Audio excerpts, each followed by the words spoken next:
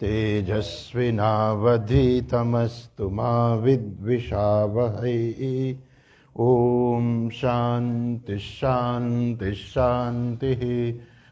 श्रुतिस्मृतिपुराणानाम् आलयं करुणालयं नमामि भगवत्पादं शङ्करं लोकशङ्करं। शङ्करं शङ्कराचार्यं केशवं बादरायणं सूत्रभाष्यकृतौ वन्दे भगवन्तौ पुनः पुनः। ईश्वरो गुरुरात्मेति मूर्तिभेदविभागिने व्योमवद्व्याप्तदेहाय दक्षिणामूर्तये नमः। सच्चिदानन्दरूपाय विश्वोत्पत्त्यादिहेतवे तापत्रयविनाशाय श्रीकृष्णाय वयं नुमः। यं प्रव्रजन्तमनुपेतमपेतकृत्यं द्वैपायनो विरहकातर आजुहाव पुत्रेति तन्मयतया तरवोऽभिनेन्दुः। तं सर्वभूतहृदयं मुनिमानतोऽस्मि। जन्माद्यस्य यतोऽन्वयादितरतः चार्थेष्वभिघ्नस्वराट् तेने ब्रह्महृदाय आदिकवये मुह्यन्ति यत्सूरयः। तेजो वारिमृदां यथा विनिमयः यत्र त्रिसर्गो मृषा धाम्ना स्वेन सदा निरस्तकुहकं सत्यं परं धीमहि।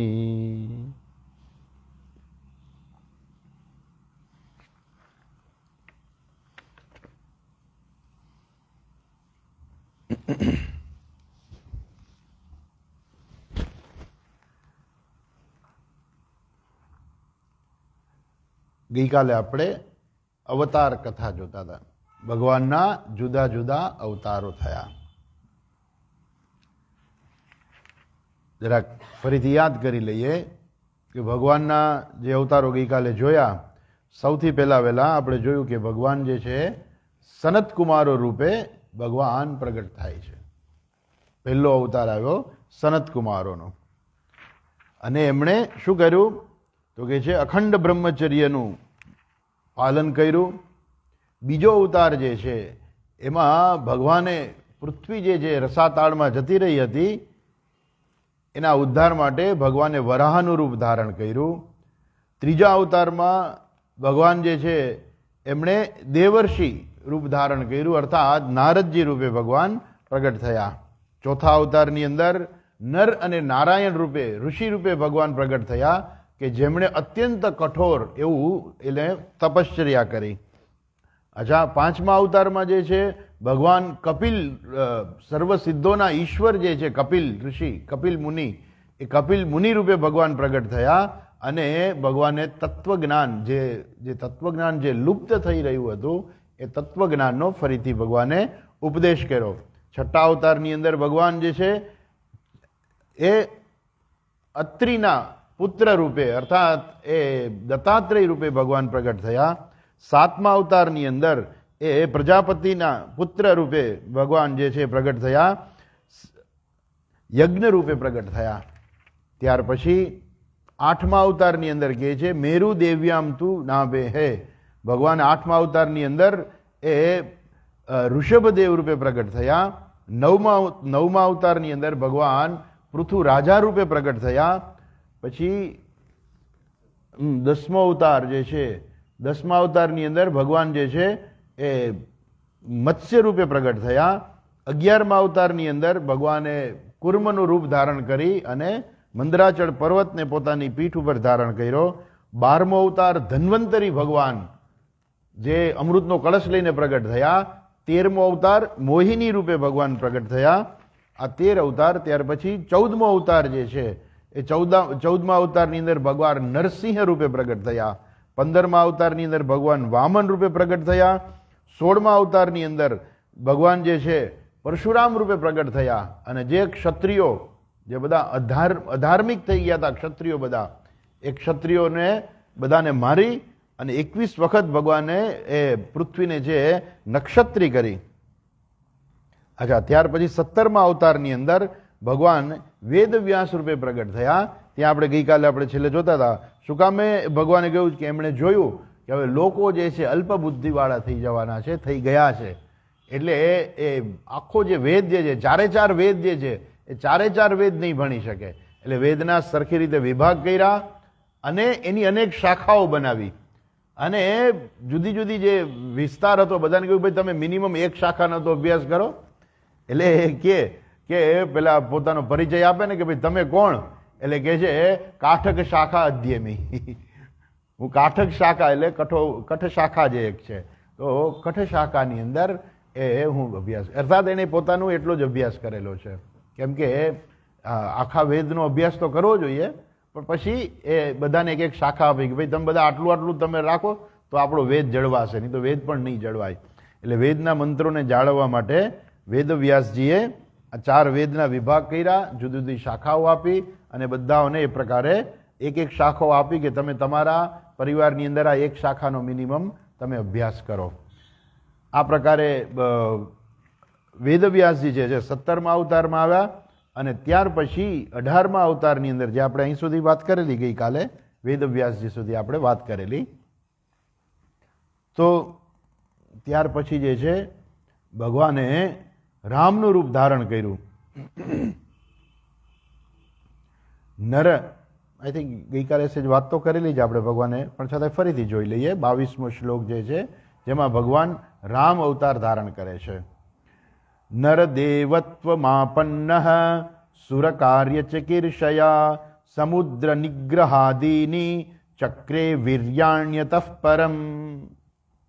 18મા અવતારની અંદર ભગવાન દેવતાઓનું કાર્ય કરવા માટે, અહીંયા એ કહે છે શું કહે છે? સુર કાર્ય ચિકીર્ષયા, દેવતાઓનું કાર્ય કરવા માટે. દેવતાઓનું કયું કાર્ય કરવાનું હતું? દેવતાઓને એનો બલિ જે છે નહોતા મળતા. શું કામે દેવતાઓને બલિ નહોતો મળતો? કેમ કે જે ઋષિમુનિઓ યજ્ઞ યાગાદી કરતા હતા એના દ્વારા તો એમને બધું એમને અન્ન મળતું હોય છે, દેવતાઓને તો બલિ મળતો હોય છે. દેવતાઓની આહુતિ જે છે એ ઋષિમુનિઓ યજ્ઞ યાગાદી કરતા એમાંથી એમને આહુતિ મળતી અને એને કારણે એ લોકો હૃષ્ટપૃષ્ટ રહેતા. પરંતુ રાવણે શું કર્યું? રાવણની સેના જે છે એ લોકો આ બધા જે ઋષિમુનિઓ યજ્ઞ યાગાદી કરતા હતા બધા આશ્રમોને ઉજાડી નાખ્યા, કેટલાય ઋષિઓને તો મારી નાખ્યા. રામાયણની અંદર આવે છે કે ભગવાન જ્યારે પસાર થતા હોય છે ત્યારે એક જગ્યાએ હાડકાનો ઢગલો પડ્યો હતો. પૂછ્યું કે આ હાડકાનો ઢગલો શું છે? તો કહે છે કે આ રાવણની સેનાએ ઋષિમુનિઓને મારી નાખ્યા છે. એ હાડકાનો બહુ મોટો બધો ઢગલો હતો. ત્યારે ભગવાન સંકલ્પ કરે છે કે હા હું જે છે આ રાવણને મારી અને ઋષિમુનિઓ માટે પૃથ્વી જે છે એ જેને કહેવાય ને કે ભય રહિતની કરી દઈશ. એ વખતે ભગવાન સંકલ્પ કરે છે. તો ભગવાન જે છે ત્યારે રામ અવતાર શેના માટે છે?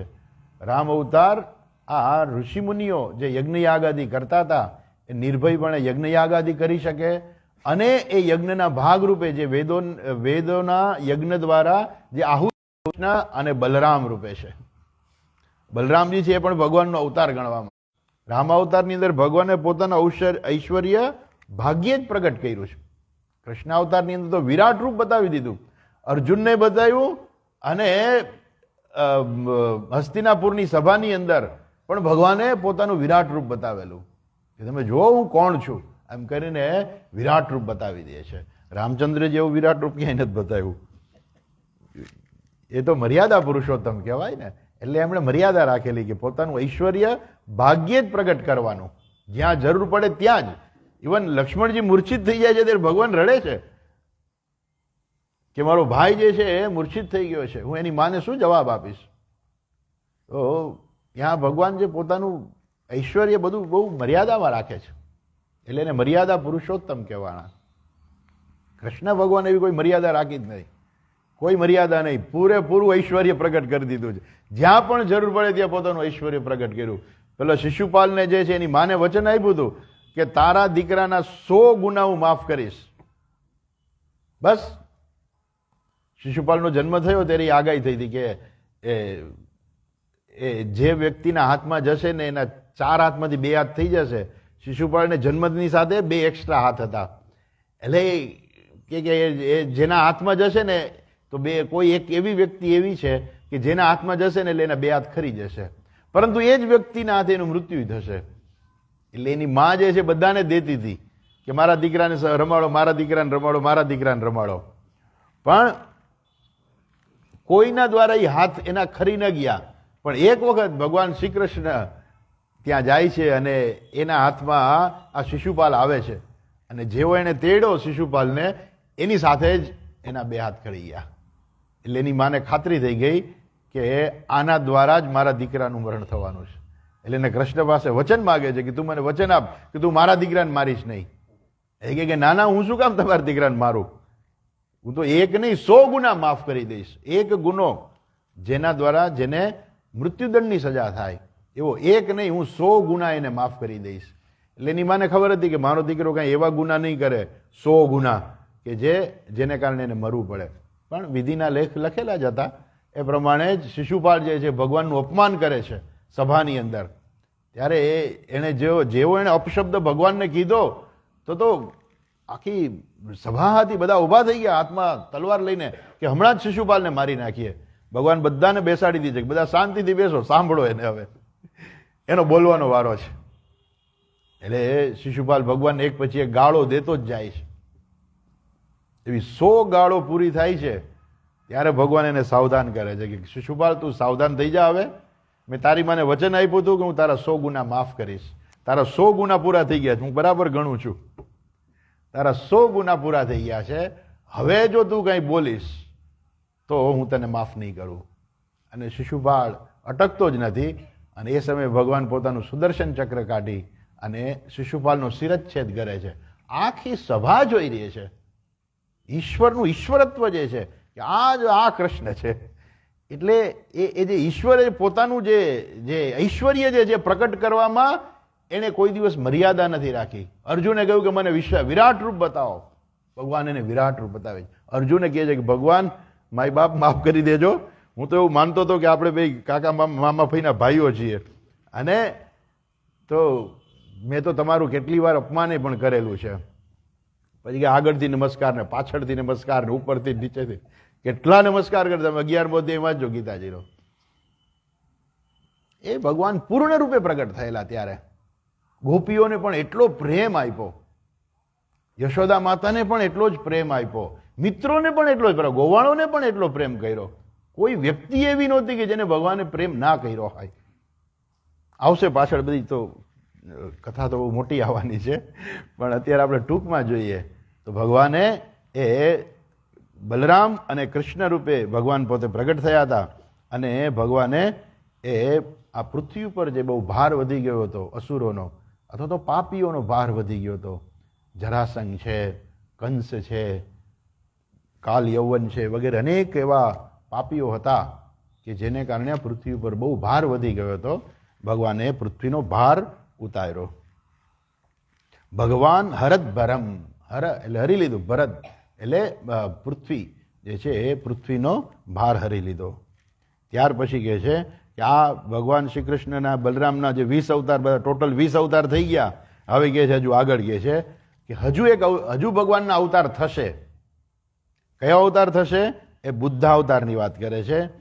તતઃ કલૌ સંપ્રવૃત્તે सम्मोहाय सुरद्विषाम बुद्धो नामना जनसुतः કિકટેશુ ભવિષ્યતે.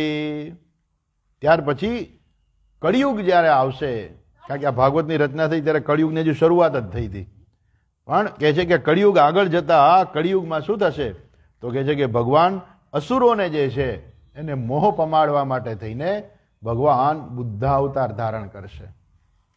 અચ્છા, અને આ પ્રકારે એ અજન સુતઃ, અજનના પુત્ર રૂપે ભગવાન બુદ્ધ નામ ધારણ કરીને ભગવાન પ્રગટ થશે. ત્યાર પછી હજુ આગળ કહે છે ને ત્યાર પછી જ્યારે કળિયુગની પૂર્ણાહુતિ આવશે ત્યારે ભગવાન કલ્કી અવતાર ધારણ કરશે, એની ચર્ચા પણ કરે છે. અથાસૌ યુગ સંધ્યાયામ દસ્યુ પ્રાયેષુ રાજસુ જનિતા વિષ્ણુ યશસઃ નામના કલ્કિર જગતપતિ. ત્યાર પછી અથા અસૌ યુગ સંધ્યાયામ, યુગ સંધ્યા એટલે યુગની પૂર્ણાહુતિ આવશે. કયો યુગ? કલિયુગની. જે કળિયુગ જે છે એની પૂર્ણાહુતિ આવશે ત્યારે એ ભગવાન જે છે ત્યારે ફરી જન્મ ધારણ કરશે. પણ ત્યારે કયા સમયે? દસ્યુ પ્રાયેષુ રાજસુ. આ બધા રાજાઓ જે છે ને બધા લૂંટારા થઈ જશે. ખરેખર રાજાનો ધર્મ છે પ્રજાનું રક્ષણ કરવું, પ્રજાના કાર્યો કરવા. એને બદલે આ રાજાઓ જ બધા લૂંટેરા બની જશે અને પ્રજાના પૈસા રાજાઓ જ લૂંટી લેશે.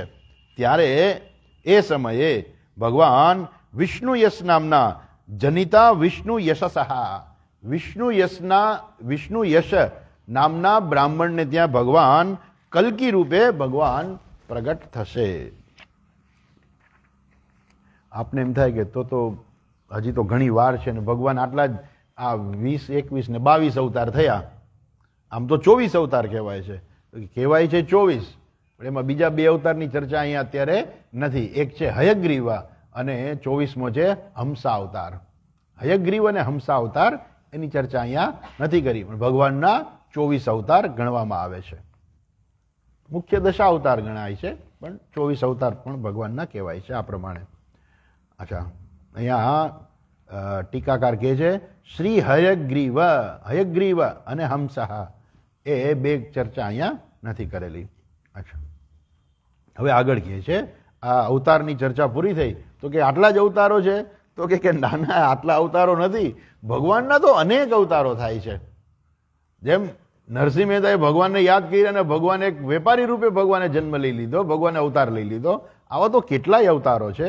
એની ચર્ચા કરતા કહે છે અવતારાહ્ય સંખ્યેયાઃ હરે સત્વનિધેર દ્વિજાઃ યથા વિદાસિનઃ કુલ્યાઃ સરસસ્યુ સહસ્રશઃ વિપ્રાહ દ્વિજાહ. હે બ્રાહ્મણો, હે સુતજી કહે છે ને, શૌનક આદિ ઋષિઓને કહે છે, હે બ્રાહ્મણો, અવતારાહી અસંખ્યાયા હરે હે. ભગવાનના તો અસંખ્ય અવતારો થયેલા છે, એની બધી અહીં કઈ ચર્ચા નથી. કેમ? સત્વનિધે હે. આ સત્વનિધે હે. આજે સત્વ જે નિધિ જે છે એમાંથી ભગવાનના અનેક અવતારો થાય છે. જેવી રીતે સરોવર હોય અને એમાં એ સરોવર અક્ષય સરોવર હોય કે જેમાં પાણી ક્યારેય ખલાસ જ ન થતું હોય, એવા સરોવરમાંથી જે ઝરણા નીકળતા હોય ને, અનેક ઝરણા નીકળે અને એમાં હંમેશા પાણી પણ હોય. યથા અવિદાસિનઃ કુલ્યાઃ સરસઃ સ્યુઃ સહસ્રશઃ. તમે જોજો હિમાલયમાં તમે ક્યારેક ચોમાસામાં જાઓ, સપ્ટેમ્બર ઓક્ટોબર મહિનામાં તમે જાઓ તો તમને ચારે બાજુ ઝરણા ઝરણા ઝરણા તમને મળે. વરસાદ પડ્યો હોય અને અનેક ઝરણા. એમ આ ભગવાન જે શું છે એ અવતારોની નિધિ, નિધિ એટલે ખાણ છે. આમ તો સરોવર છે, જેમ સરોવરમાંથી અનેક ઝરણાઓ નીકળે એમ અહીંથી પણ ભગવાનના અનેક અવતારો પ્રગટ થાય છે. તો આ પ્રકારે એવું નથી કે ભગવાનનો એક જ અવતાર છે, પણ ભગવાનના તો અનેક અવતારો થાય છે. ભગવાનને જ્યારે પણ જરૂર પડે ત્યારે ભગવાન જે પોતે કોઈ પણ પ્રકારનું રૂપ ગ્રહણ કરી લે છે. એવું જરૂરી નથી કે બધાને ખબર પડે કે જો ભગવાનનો અવતાર થયો, એવું જરૂરી નથી. ભગવાન પોતાનું કામ પતાવીને જતા રહેતા હોય છે. અચ્છા, આગળ કહે છે ઋષયો મનવો દેવાઃ મનુપુત્રા મહૌજસઃ કલાઃ સર્વે હરેરેવ સપ્રજાપતયસ્તથા. એટલું જ નહીં, આ બધા જે ઋષિમુનિઓ જે છે, આ બધા મનુઓ જે છે, દેવાહા બધા દેવતાઓ પણ જે છે, મનુપુત્રાહા મનુના જે બધા પુત્રો જે છે, મહૌજસઃ મહાબળવાન જે છે, બધા આ મનુના પુત્રો જે છે, સર્વે કલાહા હરે હે. એ બધી ભગવાનની એક કળાઓ જ છે. ભગવાન દેવતાઓ રૂપે ભગવાન છે. જે આપણે દેવતાઓને આહુતિ આપીએ તો શું એ આહુતિ કંઈ બીજાને આપીએ છીએ? નહીં. આ જે યજ્ઞ યાગ આદિ થાય ત્યારે જે આહુતિ આપણે આપીએ એ અંતે ભગવાનને જ છે આહુતિ છે. ભલે ઇન્દ્ર આદિ દેવતાને આપણે આહુતિ આપીએ પણ એ ઈશ્વર જ ઇન્દ્રાદિ દેવતાઓ રૂપે પ્રગટ થાય છે. અચ્છા, આગળ કહે છે એતે ચાંશકલાઃ પુંસઃ કૃષ્ણસ્તુ ભગવાન સ્વયં ઇન્દ્રારી વ્યાકુલમ લોકમ મૃડયંતી યુગે યુગે. આમ તો બધા ભગવાનના જ અવતારો છે, પરંતુ કૃષ્ણ તું ભગવાન સ્વયં, બીજા બધા ભગવાનના જ અવતારો છે પણ કૃષ્ણ તો સ્વયં ભગવાન છે. સ્વયં ભગવાન છે એટલે શું, બધા અવતારો ભગવાનના છે પણ કૃષ્ણ રૂપે ભગવાન પૂર્ણ રૂપે પ્રગટ થયેલા, એટલે કે છે કૃષ્ણ છે જે સ્વયં ભગવાન છે. ઇન્દ્ર અરિવ્યાકુલમ લોકમ મૃડયંતી યુગે યુગે. ઇન્દ્ર અરિ, ઇન્દ્ર એટલે ઇન્દ્રના શત્રુ. ઇન્દ્રના શત્રુ શા માટે કહે છે? ઇન્દ્ર જે છે એ દેવતાઓનો રાજા છે. એટલે જો દેવતાઓનો રાજા બરાબર હોય ને તો દેવતાઓ બરાબર હોય, અને દેવતાઓ બરાબર હોય ને તો આખી સૃષ્ટિ બરાબર ચાલે.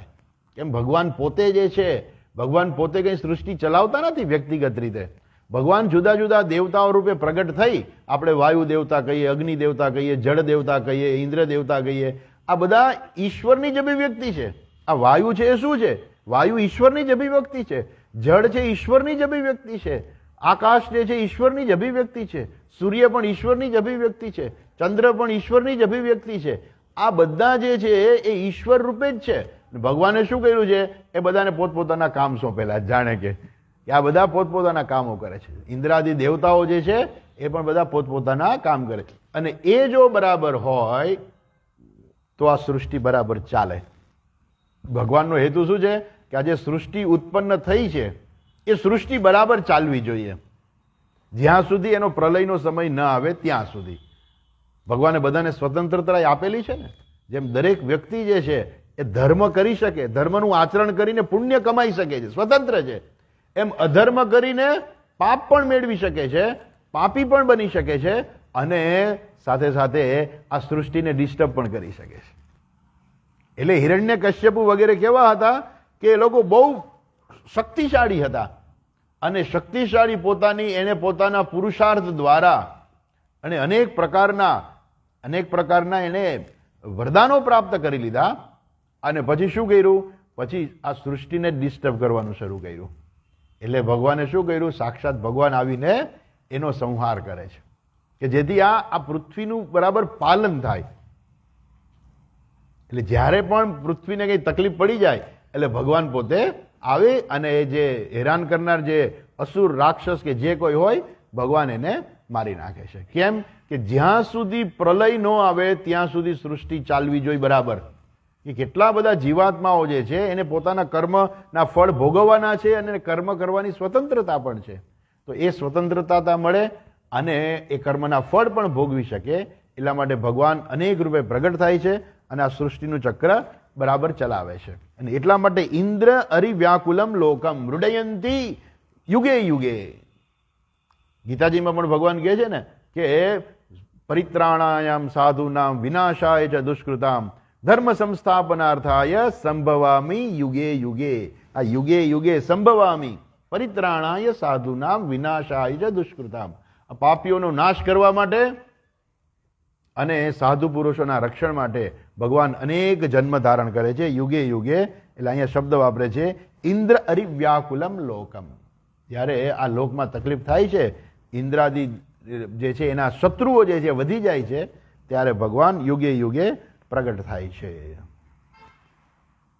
એટલું જ નહીં, આટલી કથા સાંભળવાનું ફળ પણ કહી દે છે કે આટલું જો માણસ પાઠ કરે, શ્રવણ કરે, રોજ પાઠ કરે તો એનું બહુ મોટું પુણ્ય છે, સંસારમાંથી છૂટી જાય છે. જન્મ ગુહ્યમ ભગવતઃ એતત્ પ્રયતો નરઃ સાયં પ્રાતર્ગૃણન ભક્ત્યા દુઃખગ્રામ વિમુચ્યતે. દુઃખગ્રામમ વિમુચ્યતે. દુઃખગ્રામ એટલે દુઃખનો સમૂહ. દુઃખનો સમૂહ એટલે સંસાર. સંસારાત વિમુચ્યતે, એ સંસારમાંથી મુક્ત થઈ જાય છે.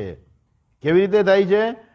જન્મ ગુહ્યમ ભગવતઃ ય એતત પ્રયતઃ નરઃ, જે પણ માણસ પ્રયત્નપૂર્વક સાયં પ્રાત ગૃણન ભક્ત્યા, ભક્તિપૂર્વક સવાર સાંજ આ બરાબર આનો પાઠ કરે છે, સાંભળે છે, શ્રવણ કરે છે, એ સંસારમાંથી છૂટી જાય છે. કેમ કે ભગવાનના એ જન્મને જાણી લે તો ભગવાન કહે છે ને, જન્મ કર્મ ચ મે દિવ્યમ એવમ યો વેત્તિ તત્વતઃ ત્યક્ત્વા દેહમ પુનર્જન્મ નૈતિ મામેતિ સોર્જુન. આ ભગવદ્ ગીતાનો જ અર્થ અહીંયા કહેલો છે કે મારા જન્મ ને કર્મ છે દિવ્ય છે, અને એ દિવ્ય જન્મ ને કર્મને જે વ્યક્તિ જાણી લે છે એ સંસારમાંથી મુક્ત થઈ જાય છે. એમ જન્મ ગુહ્યમ ભગવતઃ ય એતત પ્રયતો નરઃ સાયં પ્રાત ગૃણન ભક્ત્યા દુઃખ ગ્રામાદ વિમુચ્યતે. આ સંસારમાંથી ભગવાનના જન્મ અને કર્મ જે છે દિવ્ય છે. અર્થાત દિવ્ય કેમ છે? કેમ કે એમને પોતાના કર્મફળ ભોગવવા જન્મ નથી લેવો પડતો. જે ગઈકાલે આપણે વાત કરી ને, કર્મ અને કર્મફળ ભોગવવા માટે ભગવાનને જન્મ નથી લેવો પડતો, છતાં પણ ભગવાન જન્મ લે છે, એટલે એને કહેવાય છે દિવ્ય જન્મ છે ભગવાનનો. એના કર્મ પણ દિવ્ય છે, કેમ કે એને કોઈ કર્મફળ એને લાગતું નથી. આપણે ગમે તે કરીએ, સારું કરીએ ને તો પુણ્ય મળે, ખરાબ કરીએ તો પાપ મળે, પણ આપણે એનાથી બચી ના શકીએ કે આપણે એમ કે નહીં હું કર્મ કરું પણ મને કર્મફળ ના મળવું જોઈએ. એવું ના ચાલે. તમે ગમે એટલું કરો, જ્યાં સુધી તમે જ્ઞાનમાં સ્થિત ન થઈ જાઓ ત્યાં સુધી એ કર્મ અને કર્મફળ ચોટે જ છે. ભગવાનને કોઈ લાગુ પડતું નથી. આગળ કહે છે, હવે બહુ સરસ ચર્ચા આવે છે. એતદ્રૂપમ ભગવતઃ હ્યરૂપસ્ય ચિદાત્મનઃ માયા ગુણૈર્વિરચિતમ મહદાદિભિરાત્મની. એતદ્રૂપમ ભગવતઃ હિ અરૂપસ્ય ચિદાત્મનઃ. આજે ભગવાનના બધા રૂપ જે છે એ બધા કેવા છે? ભગવાનનું પોતાનું કોઈ રૂપ નથી ખરેખર.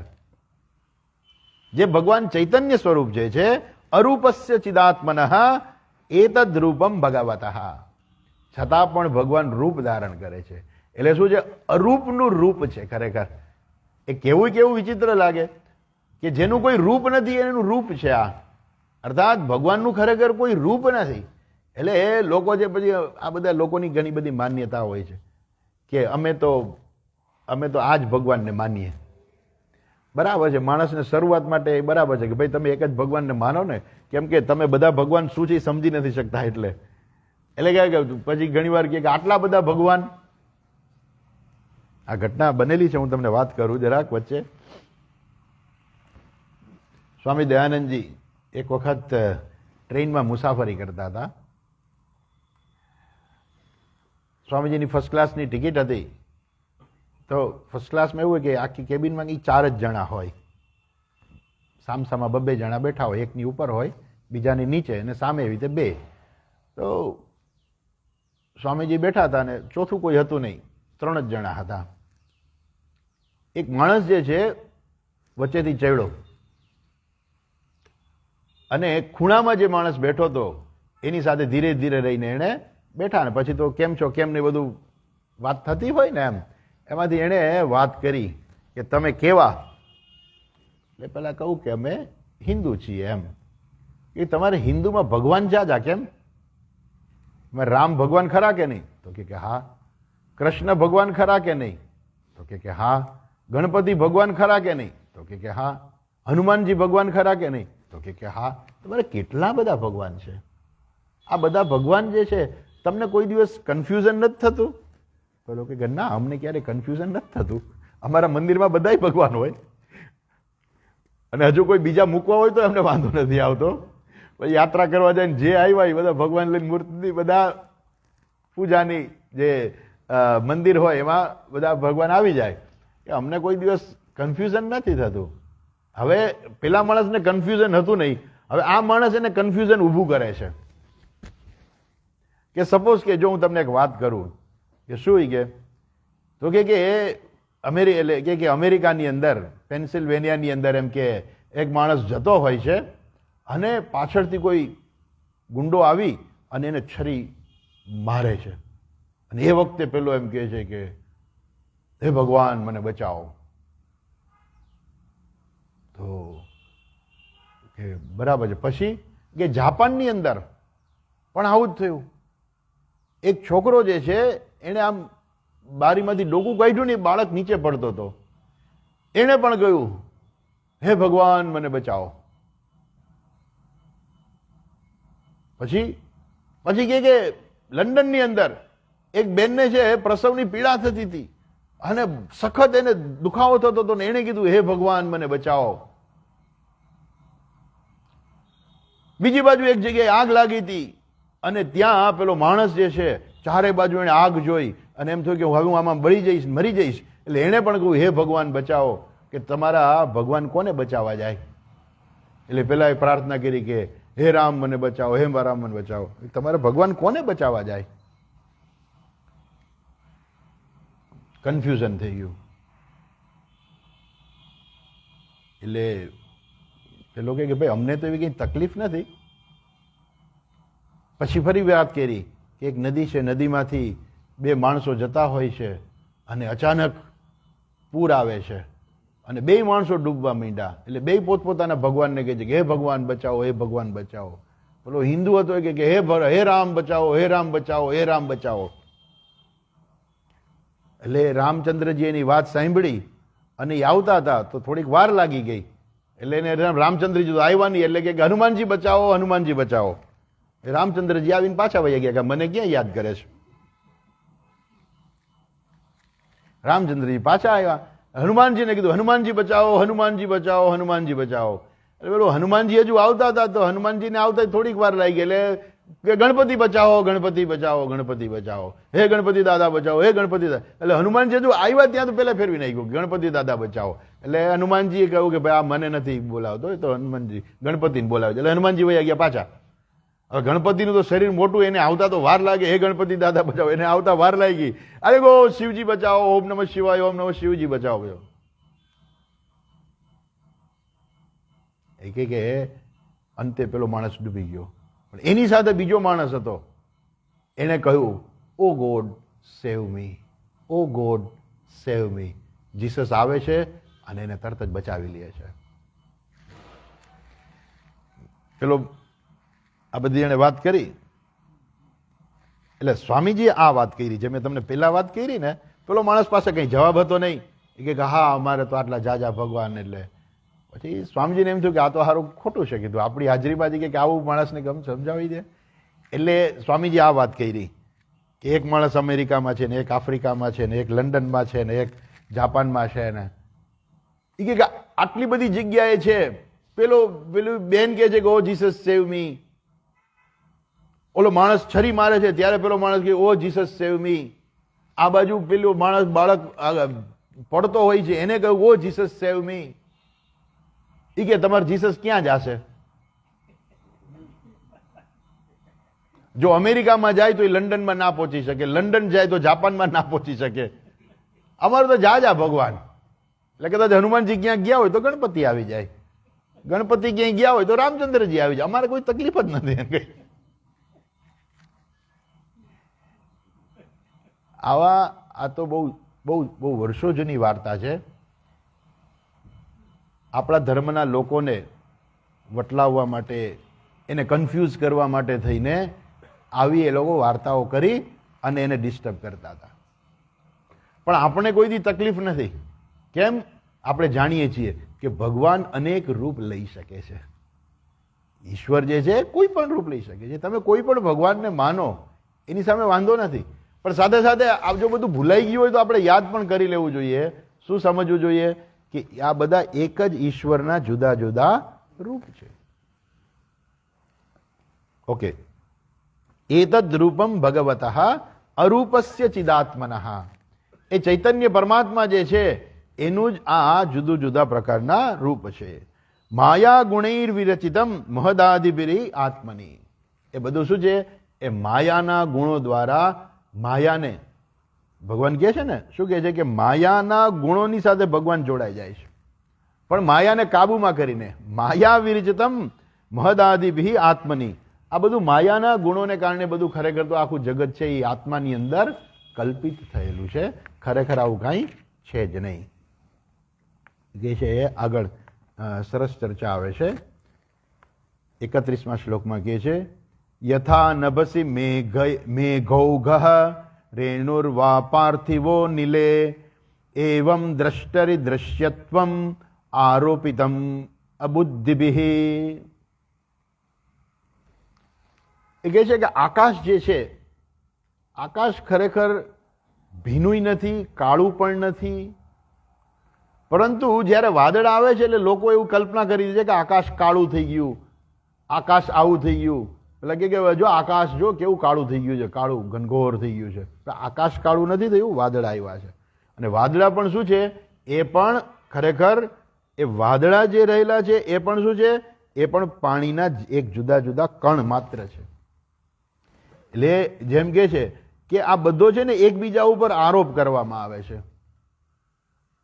શું આરોપ કરવામાં આવે છે? ઘણીવાર આપણે એમ કહ્યું ને કે ભાઈ આ વાયુ જે છે, તો આપણે કહીએ કે વાયુની સુગંધ આવે તો કે કેવો સુગંધિત વાયુ વાઈ રહ્યો છે.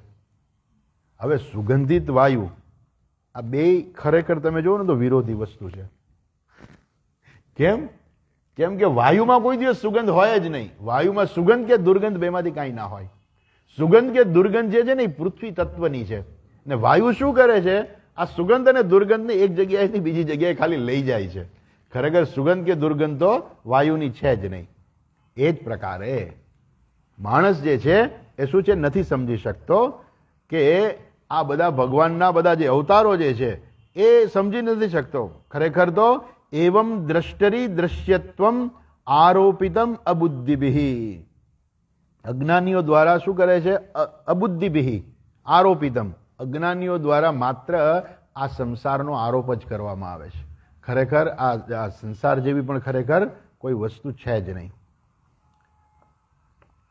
હવે આગળ ચર્ચા કહે છે, જો જરાક અઘરી ચર્ચા છે.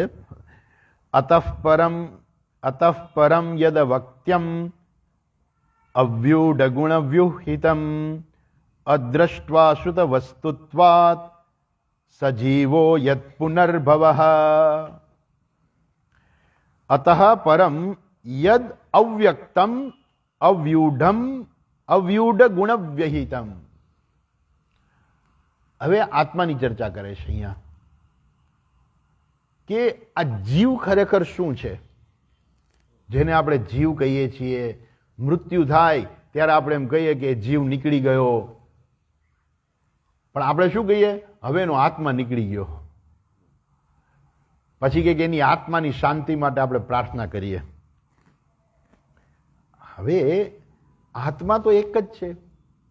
એ ભગવાનનો આત્મા હોય કે જીવનો આત્મા હોય, આત્મા તો એક જ છે. એવું નથી કે ભગવાનનો એક આત્મા જુદો અને જીવનો આત્મા જુદો. આત્મા તો એક જ છે. આત્મા બે નથી, આત્મા એક જ છે. હવે જો આત્મા એક જ હોય તો આપણે એમ કેમ કહીએ કે આત્મા જતો રહ્યો, એના આત્માની શાંતિ માટે આ કેટલા બધા આત્માઓ છે, એવું બધું આપણે શબ્દ વાપરીએ છીએ.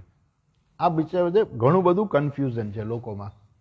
શું છે કે ઘણી વખત આપણે શરીરને પણ આત્મા કહી દેતા હોય છે, પ્રાણને પણ આત્મા કહી દઈએ. હું ભૂખ્યો છું તો હું ભૂખ્યો છું. હવે અગર ભૂખ પ્રાણને લાગેલી છે એટલે આપણે જમતા બોલે અપાયને સ્વાહા, પ્રાણાય સ્વાહા, અપાને સ્વાહા, વ્યાનાય સ્વાહા, ઉદાનાય સ્વાહા બોલીએ. ભૂખ લાગે છે, એ પાચન કોણ કરે છે? પ્રાણ છે. આ શરીરને ચલાવે છે, પ્રાણ ચલાવે છે. અને એ પ્રાણને ખાવાનું જોઈએ છે, શક્તિ જોઈએ છે. એ અન્નમાંથી શક્તિ પ્રાપ્ત કરે છે. એટલે એ ભૂખ લાગે છે આપણને, અને પ્રાણ માગે કે મને ખાવાનું આપો, એમાંથી હું શક્તિ મેળવી શકીશ. એટલે એ આપણે જે ખાઈએ છીએ, જે આપણને ભૂખ લાગે છે ને, એ તો ખરેખર પ્રાણ છે, એ ખાવાનું માંગે છે. પણ આપણે એમ કહીએ કે હું ભૂખ્યો છું. ખરેખર હું એટલે આત્મા. આત્મા કોઈ દી ભૂખ્યો ન થાય. તો પ્રાણને આપણે આત્મા કહી દઈએ. પેલો માણસ એમ કે હું અંધ છું. ભાઈ હું અંધ નથી, મારી આંખ જોઈ નથી શકતી. હું અંધ નથી, મારી આંખ છે, એનામાં જોવાની કેપેસિટી નથી. હું અંધ નથી. બરાબર. વ્યવહારની અંદર કહેવાય અંધ, પણ માણસ ખરેખર પોતાની જાતને અંધ માની લે છે. માણસ ખરેખર પોતાની જાતને ભૂખ્યો માની લે છે. અને જ્યારે મૃત્યુ થાય ત્યારે આપણે એમ કહીએ કે એ આત્મા નીકળી ગયો એનો. મારો આત્મા જુદો ને તમારો આત્મા જુદો. એવું નથી. બધાનો આત્મા તો એક જ છે. તો શું ભેદ છે?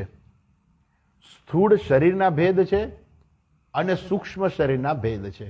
આપણે આગળ ચર્ચા કરેલી કે આ જે માયા જે છે એ માયા ત્રિગુણાત્મિક માયા છે. સત્વગુણ, રજોગુણ અને તમોગુણ, એમાંથી આ પંચમહાભૂતો ઉત્પન્ન થયા છે.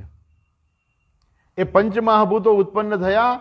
એ પંચમહાભૂતો પેલા સૂક્ષ્મ અવસ્થામાં હતા, તન્માત્રા. તન્માત્રા એટલે સ્વતંત્ર હતા, સાવ અલગ અલગ જ હતા. એમાંથી એનું પંચીકરણ થયું, ભેગા થયા, અને એમાંથી એનું એ પંચીકરણ થયું, સ્થૂળીકરણ થયું. અને એ સ્થૂળ થયેલા પંચમહાભૂત જે છે એમાંથી, એના તમસ અંશમાંથી આપણું આ સ્થૂળ શરીર બનેલું છે. આપણે જેને જોઈએ છીએ એ સ્થૂળ પંચમહાભૂત છે. આકાશ, વાયુ, અગ્નિ, જળ અને પૃથ્વી એ સ્થૂળ પંચમહાભૂતનું શરીર બનેલું છે. એવી જ રીતે સૂક્ષ્મ પંચમહાભૂતનું પાછું બીજું શરીર બનેલું છે આપણું. એટલે આ આપણા સ્થૂળ શરીરની અંદર એક પાછું બીજું સૂક્ષ્મ શરીર પણ છે. એ કયું સૂક્ષ્મ શરીર છે? જે 5 જ્ઞાનેન્દ્રિય, 5 કર્મેન્દ્રિયો, 5 પ્રાણ, મન, બુદ્ધિ, ચિત્ત અને અહંકાર, એ બનેલું આ સૂક્ષ્મ પંચમહાભૂતમાંથી બનેલું સૂક્ષ્મ શરીર છે. એમાં પણ આ પ્રાણ વગેરે છે એ રજોગુણ છે. આપણી જે જ્ઞાનેન્દ્રિયો છે એ સત્વગુણમાંથી બનેલી છે. આ બધું જે છે એ આપણું સૂક્ષ્મ શરીર છે. હવે બહુ જ સમજવા જેવી આ બહુ સૂક્ષ્મ વસ્તુ છે, બરાબર સમજજો. કે જેમ સૂર્યનો પ્રકાશ સર્વત્ર છે, બરાબર છે, પણ એક અરીસો તમે રાખો તો અરીસાની અંદર તમને સૂર્ય દેખાય. સૂર્ય દેખાય નહીં, એ અરીસાનામાં તાકાત કેવી આવી જાય ખબર છે? બીજે પ્રકાશ નાખવાની તાકાત આવી જાય. તમે એને પરાવર્તિત કરો, બરાબર, એને ફેરવો, એટલે એ જ સૂર્યનો પ્રકાશ કે જે આ દિવાલ ઉપર પડતો નહોતો, પણ તમે અરીસાને એવો ગોઠવીને રાખો કે એ જ સૂર્યનો પ્રકાશ આ દિવાલ ઉપર પડે. અથવા તો તમને અરીસાની અંદર તમને સૂર્ય દેખાય છે. સૂર્ય તો ઓરિજિનલ સૂર્ય તો ઉપર છે, પણ અરીસામાં પણ તમને બીજો સૂર્ય દેખાય છે. શું કામે દેખાય છે? સૂર્ય તો બધે સરખો જ છે, પણ અરીસામાં કેમ દેખાય છે? કેમ કે અરીસાની સપાટી એવી છે કે જે સૂર્યને પ્રતિબિંબિત કરે છે અને આપણે એને જોઈ શકીએ છીએ. એવી જ રીતે આપણું જે સૂક્ષ્મ શરીર એવું બનેલું છે કે જેનામાં કેપેસિટી છે. શું કેપેસિટી છે? જે આત્મા જે છે, આત્મ તત્વ જે છે, એની ચેતનતાને પ્રતિબિંબિત કરવાનું સામર્થ્ય સૂક્ષ્મ શરીરમાં છે. આ બરાબર સમજજો. સૂક્ષ્મ શરીર પોતે જળ છે. જેમ આ પંચમહાભૂત જળ છે, એમ સૂક્ષ્મ પંચમહાભૂત પણ જળ છે. પરંતુ એ સૂક્ષ્મ પંચમહાભૂતમાં કેપેસિટી છે. શું કેપેસિટી છે? એ જે ચૈતન્ય, જે શક્તિ જે છે, જે પરમાત્મા જે છે, જેને આપણે આત્મા કહીએ છીએ, એ આત્માને પ્રતિબિંબિત કરવાનું સામર્થ્ય છે. આત્માની ચૈતન્ય શક્તિ જે છે એને પ્રતિબિંબિત કરે. એટલે પ્રતિબિંબિત કરે એટલે શું? તો કે આપણા પ્રાણ છે એ ચાલે છે, તો એ પ્રાણ પોતે જ રજોગુણમાંથી ઉત્પન્ન થયેલા છે. એ તો સ્થૂળ વસ્તુ છે. એનામાં ચાલવાનું એ કેવી રીતે ચાલી શકે? ના ચાલી શકે. એનામાં ચેતનતા કોની છે? એનામાં ચેતનતા એ આત્માની છે. જે આપણું સૂક્ષ્મ શરીર જે છે, આખું સૂક્ષ્મ શરીર, એ શું કરે છે? એનામાં જેમ અરીસાને પ્રતિબિંબિત કરવાનું સામર્થ્ય છે, સૂર્યને પ્રતિબિંબિત કરવાનું સામર્થ્ય છે, એમ આપણું જે સૂક્ષ્મ શરીર છે એનામાં ચૈતન્યને પ્રતિબિંબિત કરવાનું સામર્થ્ય છે. અને એ આત્મ તત્વ અને આ સૂક્ષ્મ પંચમહાભૂત, આ બે ભેગા મળી જાય ને, એ બન્યો જીવ. અને થાય શું? હવે તમે જો, ચૈતન્ય તો સર્વત્ર રહેલું છે, ઈશ્વર સર્વત્ર રહેલો છે, બ્રહ્મ સર્વત્ર રહેલું છે, બ્રહ્મની ચેતનતા તો સર્વત્ર ઉપલબ્ધ જ છે. તમે અહીં આવો ત્યારે મારે તમને એવું ના ખબર, આ તો સાંજ પડી ગઈ છે, પણ માનો કે આપણે દિવસે સત્સંગ ચાલતો હોય તો મારે તમને ઘરેથી એવું કહેવું ના પડે કે ઘરેથી થોડોક પ્રકાશ લઈને આવજો, આપણે અહીંયા સત્સંગ રાખવાનો છે. તમે શું કહો? સ્વામીજી, સૂર્યનો પ્રકાશ તો સર્વત્ર છે જ, અમે આવીએ અહીંયા પ્રકાશ તો, આપણે ક્યાંય જઈએ તો પ્રકાશને ભેગો લઈને ના જઈએ, એ સૂર્યનો પ્રકાશ ઉપલબ્ધ જ છે. એમ આ જીવાત્મા જે છે, જેને જે સૂક્ષ્મ શરીર છે, એને એ ગમે ત્યાં જાય, ચૈતન્ય તો ઉપલબ્ધ જ છે, ચેતનતા તો ઈશ્વરની ઉપલબ્ધ જ છે, એટલે એ જીવ ચેતનતાને પ્રાપ્ત કરી લે. જે જડ છે, સ્વરૂપથી જડ છે, છતાં પણ એનામાં ચેતનતા આવી જાય છે. એટલે શું, ખરેખર આત્મા જે છે એ સૂક્ષ્મ શરીર સાથે જોડાતો નથી, પણ છતાંય આપણે એવું ઔપચારિક રીતે એવું કહી શકીએ કે આ આત્મા સૂક્ષ્મ શરીર સાથે જાણે કે જોડાય છે. જેમ સૂર્ય જે છે અરીસા સાથે જોડાતો નથી, પણ છતાંય જાણે કે જોડાય છે. સૂર્યનો તો પ્રકાશ સર્વત્ર છે, પણ છતાંય અરીસામાં જાણે કે સૂર્ય અરીસા સાથે જોડાય છે અને અરીસામાં પ્રતિબિંબિત કરવાનું સામર્થ્ય આવી જાય છે. ખરેખર અરીસાને તમે લઈ જાઓ ને, અરીસો જરૂર હોય તો જ્યાં સૂર્યનો પ્રકાશ ન આવતો હોય ત્યાં અરીસો લઈ જાઓ તમે, પછી કહો કે જો આમાંથી હમણાં જ પ્રકાશ આવશે, ન આવે. કેમ? સૂર્ય નથી. એ અરીસો જે છે એ પ્રકાશને પ્રતિબિંબિત કરવાનું સામર્થ્ય એનામાં ત્યારે જ આવે છે કે જ્યારે સૂર્ય છે તો પ્રકાશ આવશે. સૂર્ય નથી તો અરીસો છે એ પ્રકાશ પરિવર્તિત નહીં કરી શકે, કેમ કે પ્રકાશ છે જ નહીં, ક્યાંથી કરી શકે. પણ એવી જ રીતે આ સૂક્ષ્મ શરીર જે છે પોતે સ્વરૂપથી જડ છે, એનામાં કોઈ પણ પ્રકારની ચેતનતા છે જ નહીં, પણ છતાંય જેમ સૂર્યનો પ્રકાશ સર્વત્ર ઉપલબ્ધ છે એમ ચેતનતા પણ સર્વત્ર ઉપલબ્ધ છે. અને એને કારણે આ સૂક્ષ્મ શરીર છે એ થાય છે પ્રવૃત્તિ. એનામાં એ જે ચેતનતા એનામાં આવી જાય છે અને પોતે જાણે કે ચેતન હોય એવો વ્યવહાર કરે છે.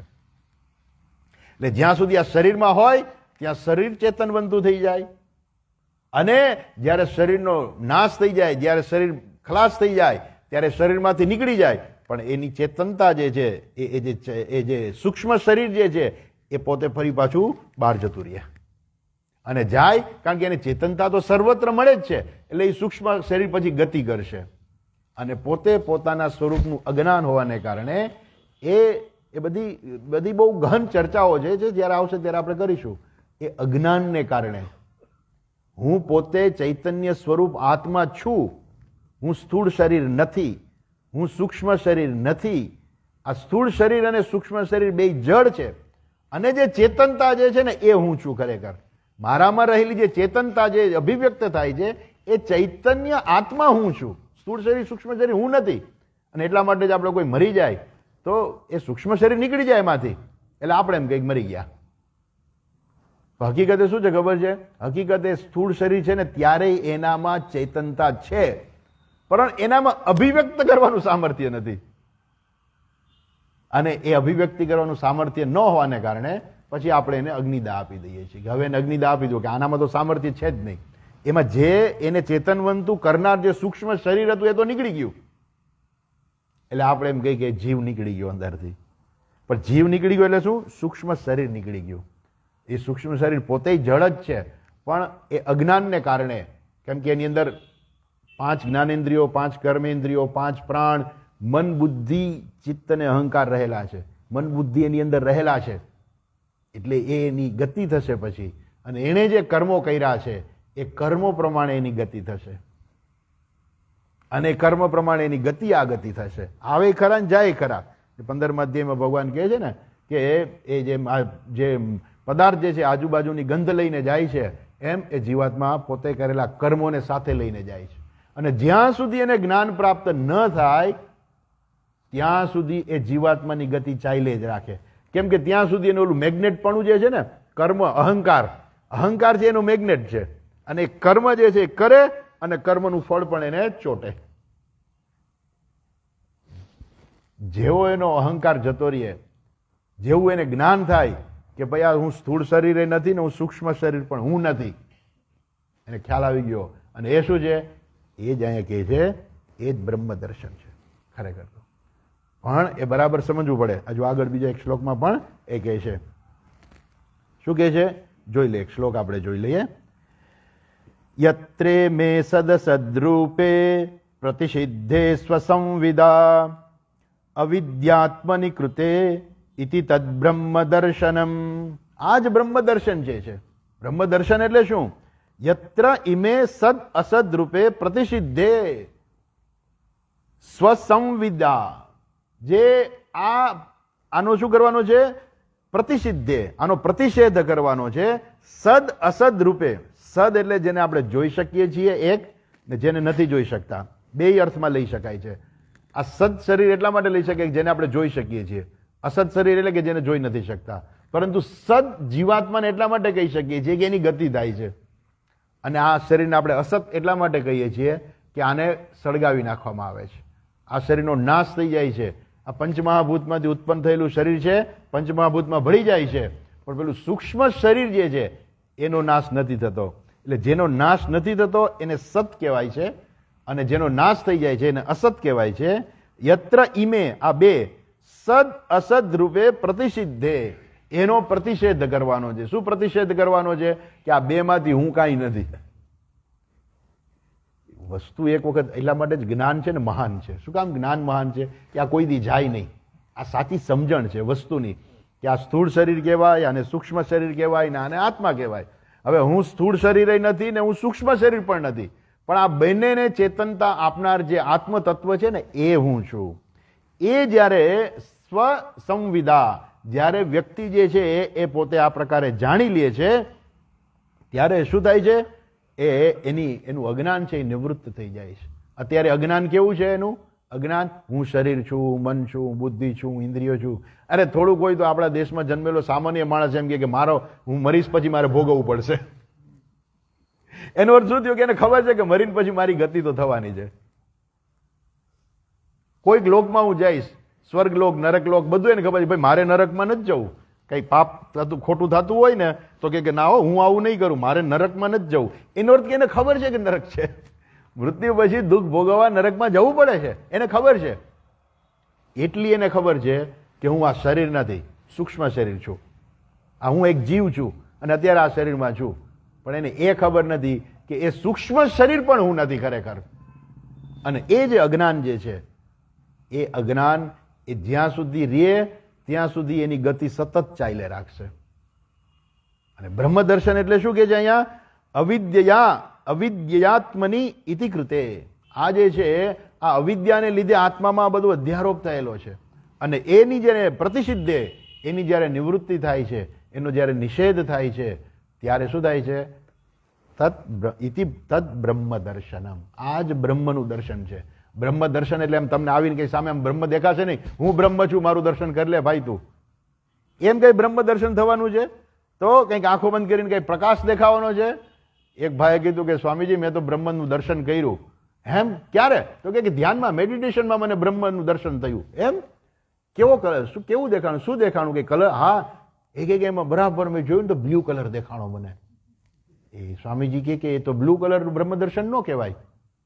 ઓહ, થોડા દિવસ પાછો આવ્યો કે સ્વામીજી હવે તો બ્રહ્મ દર્શન પાક્કું થયું. તો કેમ? તો કે હવે મેં બરાબર લાલ કલર જોયો.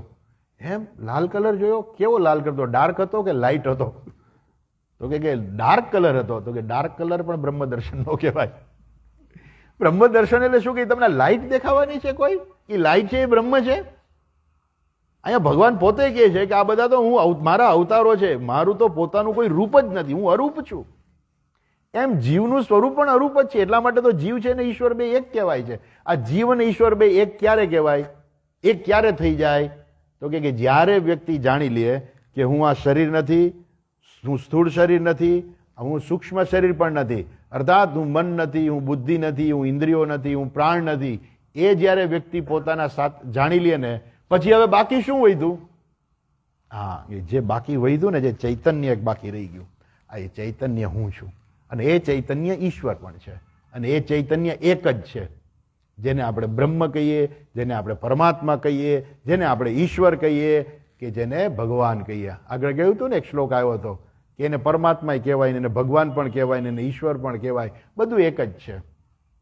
અને આ રીતે જીવ અને ઈશ્વરનું ઐક્ય થાય છે. ખરેખર એવું નથી કે જીવ છે આ શરીરમાંથી નીકળીને ભગવાનની સાથે જોડાઈ જાય. એની વિશેષ ચર્ચા જ આપણે અત્યારે નહીં કરીએ. ભગવાનનું ઈશ્વર, જીવનું ઈશ્વરની સાથે જોડાઈ જવું, કેવી રીતે ઈશ્વર છે આ ઈશ્વર સાથે જીવ જોડાઈ જાય? એ જોડાય જ નહીં કોઈ રીતે. જોડાયા તો ખાલી જુદું છે. ખાલી જુદું કેમ છે? એ વ્યક્તિનું અજ્ઞાન છે કે હું ખરેખર ઈશ્વરથી જુદો છું. એ અજ્ઞાનને કારણે જ વ્યક્તિ ઈશ્વરથી જુદો છે. ખરેખર એ જ્ઞાન થઈ જાય તો એને ખ્યાલ આવે છે કે આ જીવ અને ઈશ્વર બે અલગ નથી, ખરેખર એક જ છે. આ જીવની અંદર રહેલું જે ચૈતન્ય જે છે અને ઈશ્વરની અંદર રહેલું જે ચૈતન્ય છે એ બે એક જ છે. ઈશ્વર જે છે પોતાની માયાને કારણે, એની પાસે માયા શક્તિ પોતાની હોવાને કારણે ઈશ્વર સર્વજ્ઞ સર્વશક્તિમાન છે. અને જીવનું પોતાનું અલ્પજ્ઞ અલ્પશક્તિમાનું એનું પોતાના અજ્ઞાનને કારણે છે કે હું અજ્ઞાની છું. પછી જીવને ઈશ્વર બે એક થઈ જાય તો પછી જીવને બધું જ્ઞાન થઈ જશે. હા, મારા આટલા જન્મ હતા અને ભગવાનના આટલા જન્મ, કે ના, કાંઈ નહીં થાય. કેમ કે જ્યાં સુધી માણસ જીવે છે ત્યાં સુધી એની બુદ્ધિ છે મર્યાદામાં જ રહેવાની છે.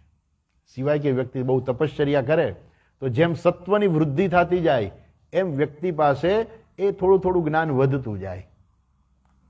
સત્વની પ્રવૃત્તિ, જ્યારે સત્વની વૃદ્ધિ થાય ને ત્યારે માણસને પોતાની રીતે કંઈક ને કંઈક જ્ઞાન થવા માંડે, એની મેળે મેળે થવા માંડે. એના માટે એને કોઈ પ્રયત્ન ના કરવો પડે, એની મેળે જ થાય જ્ઞાન એને વ્યક્તિને. એ સત્વની વૃદ્ધિ થાય. એટલે આપણા ઋષિમુનિઓ પાસે ઘણું બધું જ્ઞાન હતું. એને કેવી રીતે જ્ઞાન પ્રાપ્ત કર્યું? એના માટેની કોઈ વિધિ નથી કે તમે આ વિધિ કરો ને તમને જ્ઞાન પ્રાપ્ત થઈ જાય. જ્યારે સત્વની વૃદ્ધિ થાય એટલે સહજતાથી અમુક વસ્તુ જે છે એને ખબર પડવા માંડે. પણ એ બધાની મર્યાદા છે. એ ક્યારેય સર્વશક્તિમાન ના થઈ શકે, સર્વજ્ઞ થઈ શકે પણ સર્વવિત્ત ના થઈ શકે. સર્વજ્ઞ એટલે શું? તમે સર્વને ઈશ્વર રૂપે જુઓ, એ સર્વજ્ઞપણું. પણ સર્વવિત્ત એટલે શું? દરેક વ્યક્તિને અલગ અલગ જોવું અને એના કર્મો જોવા. એ બધું ઈશ્વર સિવાય કોઈ જાણી ના શકે. પણ છતાંય જીવ અને ઈશ્વર બે છે એ આ રીતે ચૈતન્ય રૂપે જીવ અને ઈશ્વર બે એક જ છે. પરંતુ આ સ્થૂળ શરીર જો પોતાની જાતને માનીએ, સૂક્ષ્મ શરીર જો આપણે આપણી જાતને માનીએ તો જીવ અને ઈશ્વર બે અલગ છે. અને એ જ જીવની પછી ગતિ પણ છે. પણ જો એ જાણી લે તો શું જાણી લે? કે હું સ્થૂળ શરીર નથી, હું સૂક્ષ્મ શરીર નથી, તો સદ અસદ રૂપે પ્રતિસિદ્ધે તદ બ્રહ્મ દર્શનમ. એ જ બ્રહ્મનું દર્શન છે. વિશેષ ચર્ચા આપણે કાલે જોઈશું. અટકીએ. હરિઓમ. ઓમ પૂર્ણમદઃ પૂર્ણમિદં પૂર્ણાત પૂર્ણમુદચ્યતે પૂર્ણસ્ય પૂર્ણમાદાય પૂર્ણમેવાવશિષ્યતે. ઓમ શાંતિ શાંતિ શાંતિ. હરિ ઓમ શ્રી ગુરુભ્યો નમઃ. હરિ ઓમ.